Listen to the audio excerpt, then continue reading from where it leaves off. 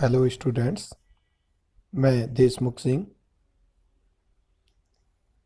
आज disconnection approach की इस क्लास में हम बात कर रहे हैं सिंथोन और सिंथेटिक इक्विवेलेंट के बारे में।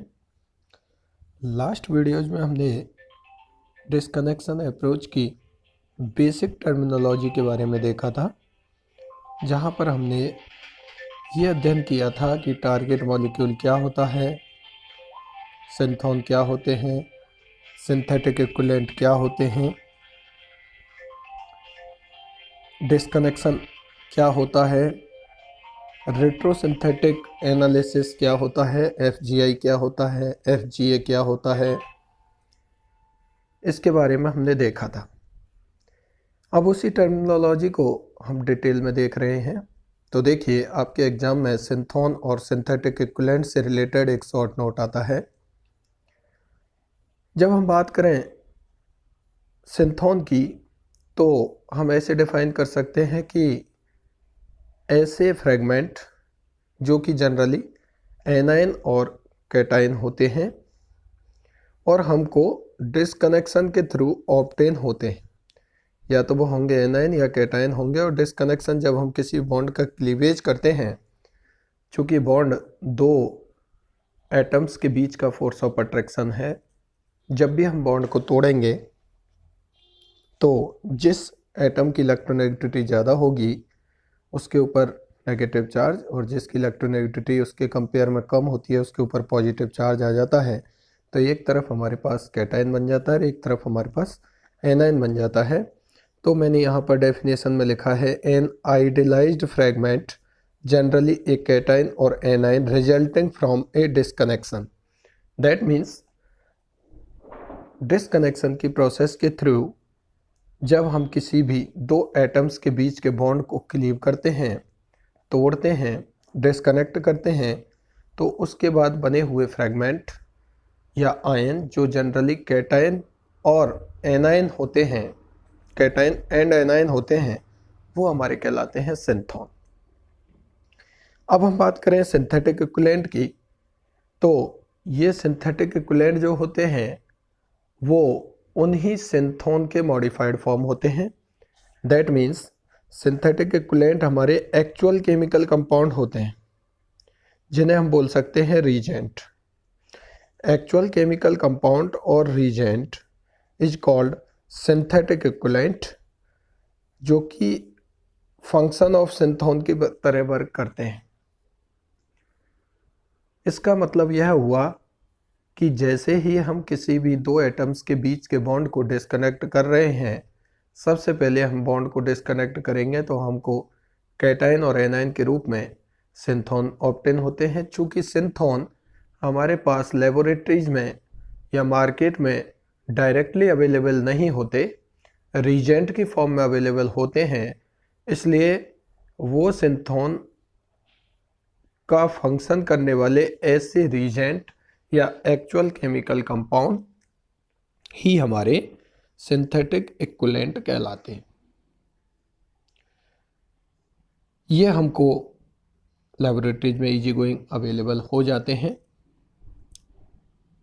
अब हम नीचे बात कर रहे हैं कुछ सिंथोन और सिंथेटिक इक्विवेलेंट्स के एग्जाम्पल की। तो मैंने यहाँ देखा है common examples of some synthon and their synthetic equivalent.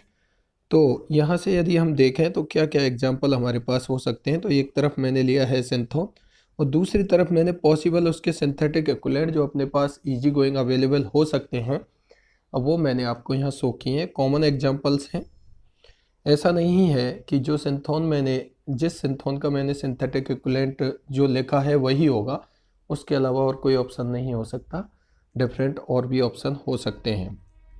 पहले यदि हम बात कर रहे हैं कि मान लीजिए पहला एग्जाम्पल है, मैंने कहा है कि यदि कहीं से आपका R+ बन रहा है, R+ आपका ऑब्टेन हो रहा है सिंथोन के रूप में, तो उसके सिंथेटिक इक्विवेलेंट क्या हो सकते हैं। यहाँ पर सिंथेटिक इक्विवेलेंट का मतलब हम इसको न्यूट्रल कंपाउंड के रूप में, एक्चुअल रीजेंट के रूप में यदि चेंज करना चाहें तो यहाँ पर हम कोई भी लीविंग ग्रुप जोड़ सकते हैं Rl, और ये लीविंग ग्रुप जो है वो कोई अच्छा लीविंग ग्रुप हो सकता है, जैसे Cl हो सकता है जिसके ऊपर नेगेटिव चार्ज हो, क्योंकि नेगेटिव और पॉजिटिव के बीच में क्या बन जाएगा यहाँ, बॉन्ड। इसके ऊपर नेगेटिव चार्ज होगा और यहाँ से आपका बन जाएगा बॉन्ड। ठीक है, तो लिविंग ग्रुप Cl हो सकता है, Br हो सकता है, I हो सकता है, टॉयसाइलेट हो सकता है, ब्रोसाइलेट हो सकता है, OTS लिखा है, OBS लिखा है। तो जब भी आपके पास सिंपल कार्बोकेटायन की कोई चेन हो तो इसका सिंथेटिक इक्विवेलेंट आप उसे किस में कन्वर्ट करके बना सकते हैं, उसके ऊपर कोई बेटर लिविंग ग्रुप जोड़ सकते हैं। Cl, Br, I में बेटर लिविंग ग्रुप एबिलिटी होती है। और यदि हेलोजेंस की लिविंग ग्रुप एबिलिटी की बात करें तो आयोडीन की लिविंग ग्रुप एबिलिटी ज़्यादा होती है किससे, ब्रोमीन से। ब्रोमीन की ज़्यादा होती है क्लोरीन से। और उसका रीज़न क्या है, उसका रीज़न होता है कि आयोडीन का साइज़ बड़ा है और जब यह कार्बन के साथ यहाँ पर बॉन्ड बनाएगा तो दोनों के बीच में साइज़ का डिफरेंस होगा, और जितना ज़्यादा साइज़ का डिफरेंस होगा, एक का छोटा आकार और एक का बड़ा आकार, परफेक्ट ओवरलैपिंग नहीं होगी, बॉन्ड उतना ही वीक बनेगा, तो लिविंग ग्रुप एबिलिटी उतनी ही ज़्यादा होगी। इसलिए हम बोलते हैं कि आयोडीन में लिविंग ग्रुप एबिलिटी ब्रोमीन के कंपैरिजन में, क्योंकि आयोडीन का साइज ज़्यादा है, और ब्रोमीन की लिविंग ग्रुप एबिलिटी क्लोरीन से ज़्यादा है, और क्लोरीन की लिविंग ग्रुप एबिलिटी फ्लोरीन से ज़्यादा है। दूसरे, हम यदि कार्ब एनायन की बात कर रहे हैं, यदि हमारे पास कहीं कार्ब एनायन सिंथोन के रूप में फॉर्म हो रहा है तो हम उसका सिंथेटिक इक्विवेलेंट कोई भी ऑर्गेनोमेटेलिक कंपाउंड बना सकते हैं। ऑर्गेनोमेटेलिक कंपाउंड के रूप में आप जानते हो कि जो भी हमारे ऑर्गेनोमेटेलिक कंपाउंड होते हैं वहाँ जो भी एल्किल ग्रुप होता है उसके ऊपर नेगेटिव चार्ज होता है, और जो भी धातु होती है उसके ऊपर पॉजिटिव चार्ज होता है। तो यहाँ पर जब कार्ब एनायन हमारा सिंथोन के रूप में ऑब्टेन होता है तो सिंथेटिक इक्विवेलेंट में हम कोई भी ऑर्गेनोमेटेलिक कंपाउंड का यूज कर सकते हैं, चाहे वो मैग्नीशियम का हो, गिरनार रिजेंट हो, लिथियम का हो, एल्किल लिथियम हो, कॉपर का हो तो हम उसे जिल्मान रिजेंट बोलते हैं, R2CD भी हम बोल सकते हैं, R2ZN इसे हम फ्रैंकलिन रिजेंट बोल सकते हैं। तो जब भी हमारे पास कार्ब एनायन ऑब्टेन हो रहा हो सिंथोन के रूप में तो हम उसका सिंथेटिक इक्विवेलेंट क्या बना सकते हैं, कोई भी ऑर्गेनोमेटेलिक कंपाउंड जिसमें चाहे lithium, cadmium, zinc, copper, magnesium, कोई भी हम मेटल का यूज कर सकते हैं। नेक्स्ट हम बात करें थर्ड नंबर की, जब आपके पास सिंथोन के रूप में इस तरीके का कैटायन आपके पास हो तो उसका सिंथेटिक इक्विवेलेंट कीटोन होता है। अब बात ये आती है बना कैसे है, तो देखिए ऑक्सीजन, यहाँ पर जो ऑक्सीजन है, ये जो ऑक्सीजन जुड़ा हुआ है ऑक्सीजन, ये यहाँ पर लॉन पेयर देता है इस बॉन्ड को, और ऑक्सीजन के ऊपर आ जाता है पॉजिटिव चार्ज और यहाँ से निकाल देता है ये H+ को बाहर, और H+ बाहर निकलने की वजह से किस में कन्वर्ट हो जाता है, जैसे ही ऑक्सीजन के पास पॉजिटिव चार्ज आता है इलेक्ट्रोनेगेटिविटी बढ़ जाती है, यदि इस पर H हाइड्रोजन प्रेजेंट होता है तो ये हाइड्रोजन से इलेक्ट्रॉन लेकर के उसको H+ के रूप में निकाल देता है, खुद का ऑक्सीजन के ऊपर जो पॉजिटिव चार्ज है उसको ख़त्म कर देता है। तो इस तरीके का जब थर्ड नंबर का आपके पास सिंथोन यदि कहीं ऑक्टेन हो रहा हो तो आपको सिंथेटिक इक्विवेलेंट के रूप में वहाँ कीटोन बनाना होगा। किस तरीके से वो कीटोन बनेगा वो मैं आपको बता चुका हूँ। आप यहाँ से इसको ऐसे देख सकते हैं कि मान लीजिए आपने ये लिया OH और यहाँ से ये बॉन्ड बना हुआ था, ये लोन पेयर जैसे ही यहाँ पर आएंगे ऑक्सीजन के ऊपर पॉजिटिव चार्ज आएगा, इसकी इलेक्ट्रोनेगेटिविटी बढ़ेगी, ये H+ को बाहर निकाल देगा और यहाँ पर क्या बन जाएगा, डबल बॉन्ड तो पहले से बन गया है। ठीक है, ऐसे। अब यदि हमारे पास हम बात करें नंबर 4 की, और इस तरीके का सिंथोन यदि हमारे पास अवेलेबल होता है तो देखिए इस समय आपको सिंथेटिक इक्विवेलेंट के रूप में एपॉक्साइड बनाना होता है। वो कैसे बना है एपॉक्साइड,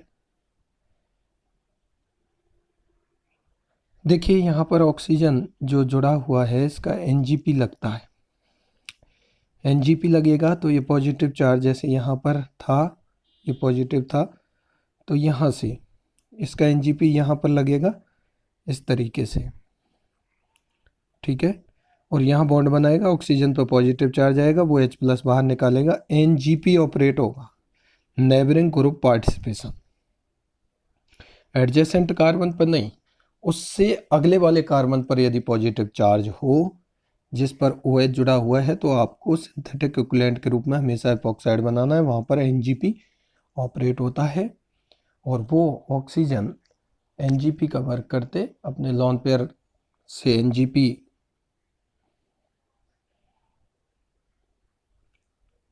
में पार्टिसिपेट करता है और H+ बाहर निकलता है और एपॉक्साइड का फॉर्मेशन होता है। ठीक है। अगर हम बात करें नंबर 5 के तरीके के सिंथोन की, तो वहाँ आप देखेंगे कि यहाँ पर कोई कार्बोनिल डेरिवेटिव है और कैटायन भी यहाँ पर है। कार्बोनिल कार्बन मतलब बीटा कार्बन पर, कार्बोनिल के रेस्पेक्ट में कार्बन अल्फा है, इससे अगला कार्बन बीटा है। जब पॉजिटिव चार्ज हो ऐसा सिंथोन आपके पास है, तो यहाँ से इसके अल्फा कार्बन से क्या निकलती है, हाइड्रोजन निकल जाती है H+ के रूप में। जैसे कार्बोनिल कार्बन है, इससे जुड़ा हुआ अगला कार्बन अल्फा कार्बन है और उससे अगला जुड़ा हुआ कार्बन बीटा कार्बन है। और यहाँ पर जब CH2+ प्रेजेंट है तो इस कार्बन से H+ बाहर निकलती है। इस तरीके से यहाँ बॉन्ड इधर प्लस होता है और यहाँ से ये H+ बाहर निकल रहा है तो यहाँ ये माइनस छोड़ के जाता है, प्लस और माइनस के बीच में बन जाता है बॉन्ड। इस तरीके से यहाँ बन जाएगा डबल बॉन्ड। तो नंबर 5 का जो सिंथेटिक इक्विवेलेंट होगा वो आएगा आपका कोई डबल बॉन्ड। ठीक है। Alpha beta unsaturated carbonyl compound बन जाएगा यदि इस तरीके का सिंथोन हो। दैट मीन्स कार्बोनिल कार्बन के बीटा पोजीशन पर यदि कार्बोकैटायन हो तो alpha beta unsaturated carbonyl compound आपके सिंथेटिक इक्विवेलेंट के रूप में ऑब्टेन होते हैं। अब हम बात करते हैं नंबर 6 की, कि अगर माइनस दिया हुआ हो, अल्फा कार्बन पर माइनस हो उस कार्बोनिल के पर, तो आपको सिंथेटिक इक्विवेलेंट के रूप में देखिए यहाँ पर क्या काम मिलेंगे। CH2- है तो CH2- पर यहाँ क्या काम मिलेंगे, CH2- पर प्लस काम मिलेंगे। प्लस के रूप में या तो आप H+ काम में ले सकते हो तो CH3 बन जाएगा, देखिए कीटोन बन गया है यहाँ। या आप इस CH2- पर क्या जोड़ सकते हो, मैंने जोड़ा है COOET। ठीक है। और इस COOET के ऊपर आपको पता है क्या होगा, पॉजिटिव चार्ज होगा, तो नेगेटिव और पॉजिटिव के बीच में बॉन्ड बन जाएगा, तो उसका सिंथेटिक इक्विवेलेंट होगा ये। ठीक है। यदि हम बात करें नंबर 7 की, यदि इस तरीके का सिंथोन आपके पास होता है जैसा मैंने नंबर 7 पर दिखाया है, तो उसके सिंथेटिक इक्विवेलेंट के रूप में CH2- है, यहाँ पर H+ जोड़ देंगे तो सिंथेटिक इक्विवेलेंट हमारा बन जाएगा ये। ठीक है। और यदि हम क्या जोड़ देंगे, CH2COOET जोड़ देंगे, जो मैं अभी बता रहा था। CH2- आपके पास है ही यहाँ, तो यहाँ से आपने क्या जोड़ा है, COOET, इधर H होगा ही होगा, तो ये हम कह सकते हैं CHOOET ग्रुप जब हम जोड़ देंगे तो हमारा सिंथेटिक इक्विवेलेंट बन जाएगा ये। ठीक है। नेक्स्ट हम बात करते हैं नंबर 8 की। यदि हमारे पास सिंथेटिक इक्विवेलेंट इसका चाहिए हमें और सिंथोन हो हमारा इस तरीके का, जो आपको नंबर 8 पर दिखाई दे रहा है, तो देखिए इसका सिंथेटिक इक्विवेलेंट होगा ये। वो कैसे होगा, जो पॉजिटिव चार्ज है उस पर हम कोई बेटर लीविंग ग्रुप यहाँ पर जोड़ देंगे, और बेटर लीविंग ग्रुप के रूप में या तो Cl हो सकता है, मैंने बताया, या Br हो सकता है, या OTS हो सकता है। जितना बड़े साइज का लीविंग ग्रुप होता है उसकी लीविंग ग्रुप एबिलिटी भी उतनी ही ज़्यादा होती है। तो कोई नेगेटिव या पॉजिटिव चार्ज दिया हुआ है, दैट मीन्स कैटायन का कोई सिंथोन है, तो यहाँ पर एनाइन वाला पार्ट हम जोड़ देंगे। यदि हम बात करें नंबर 9 की, तो यहाँ पर एसाइलियम आपको दिखाई दे रहा होगा, RCO+। ठीक है। इसके सिंथेटिक इक्विवेलेंट की बात करें तो वही है, यहाँ पर इस कार्बोनिल कार्बन पर जो कि इलेक्ट्रॉन डेफिशिएंट है कोई लिविंग ग्रुप जोड़ देंगे, जैसे आपने जोड़ दिया Cl, RCOCl बन जाएगा। या आप जोड़ सकते हैं यहाँ पर OET, ये भी बेटर लिविंग ग्रुप होगा। OET यहाँ पर जोड़ देंगे तो प्लस है तो OET ETO-, तो ये हो गया एथॉक्साइड आयन। ठीक है। OET- एथॉक्साइड आयन है, ये भी आप जोड़ करके यहाँ पर जोड़ करके इसका सिंथेटिक इक्विवेलेंट ये बना सकते हो।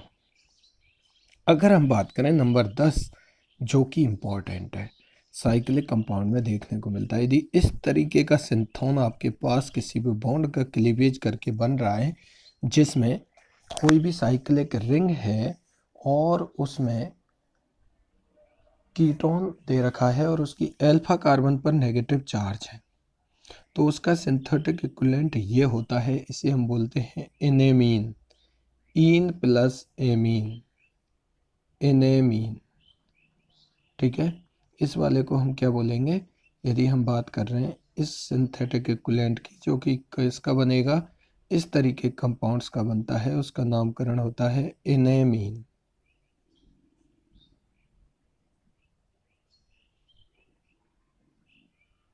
एनेमीन से मतलब है ईन प्लस एमीन।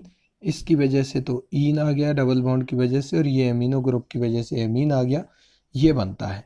अब देखिए यहाँ पर आपको दो न्यूक्लियोफिलिक साइड दे रखी होंगी। एक तो होती है हमारी कार्बन, क्योंकि कार्बन जैसे नाइट्रोजन के पास ये लोन पेयर होते हैं, तो इन लोन पेयर की वजह से ये इलेक्ट्रॉन आते हैं इधर इस तरफ।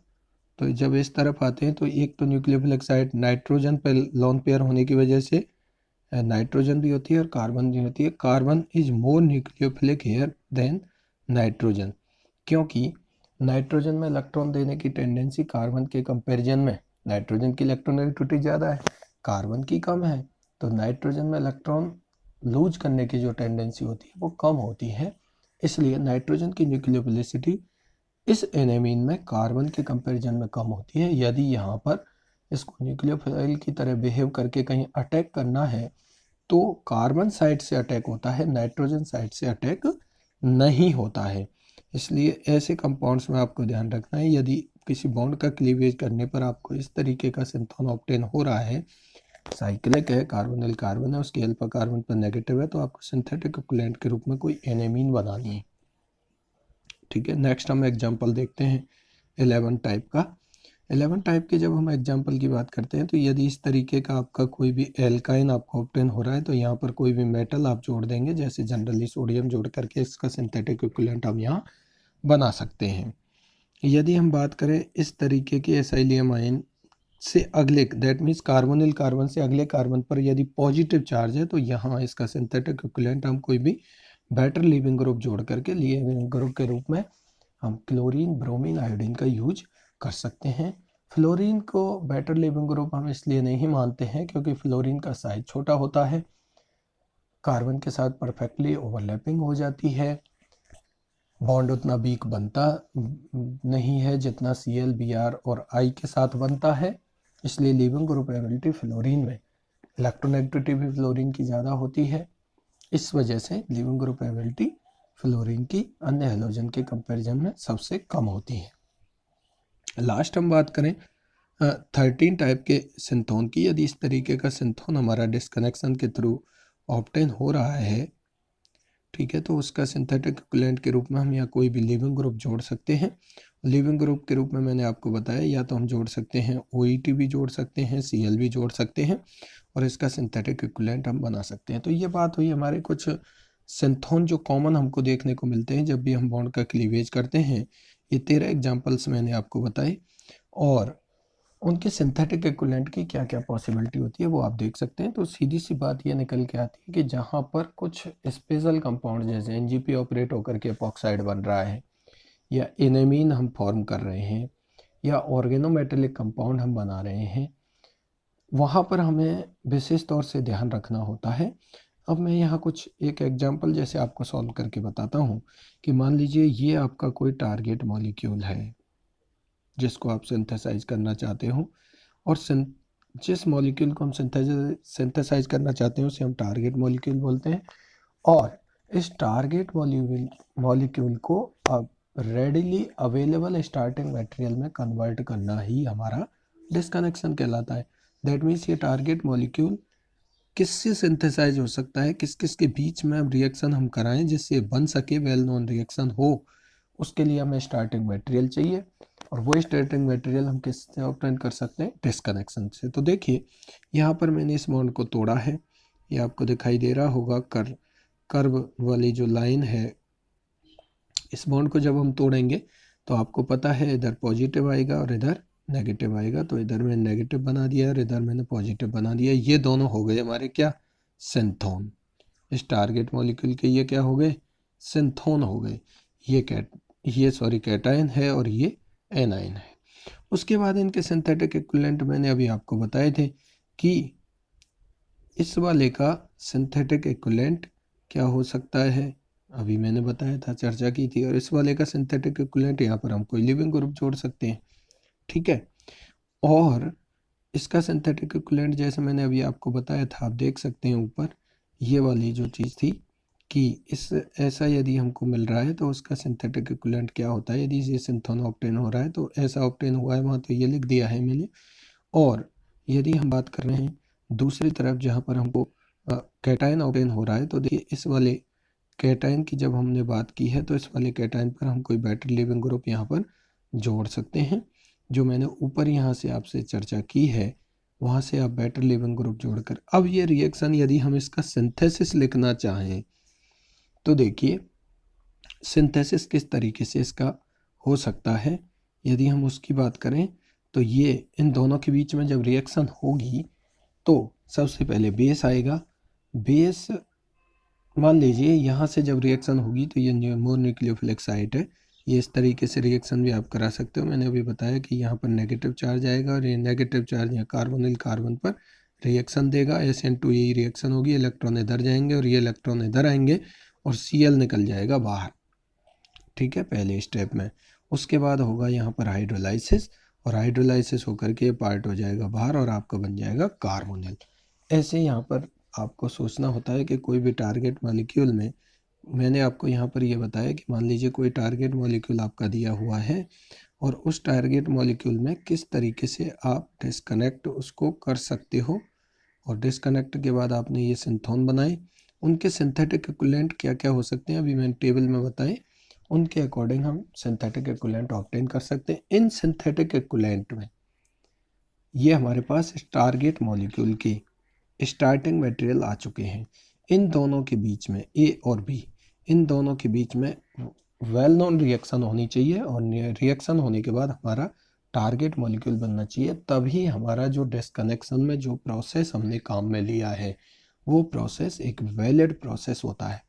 तो आप इस वीडियो में जो मैंने आपको सिंथोन और सिंथेटिक इक्विवेलेंट के एग्जांपल्स बताए हैं बहुत इंपॉर्टेंट है, इनको आप देख लें, समझ लें कि किस किस तरीके से किस सिंथोन का क्या सिंथेटिक इक्विवेलेंट हमको यूज में लेना होता है, क्योंकि आगे जैसे जैसे हम इस पेपर में डेप्थ में जाएंगे इसकी हमें बहुत नीड होती है। इसलिए एक बार इस टेबल को ध्यान से आप देख लें कि कहाँ किस तरीके से हमने किस सिंथोन का क्या सिंथेटिक इक्विवेलेंट हो सकता है। Thank you.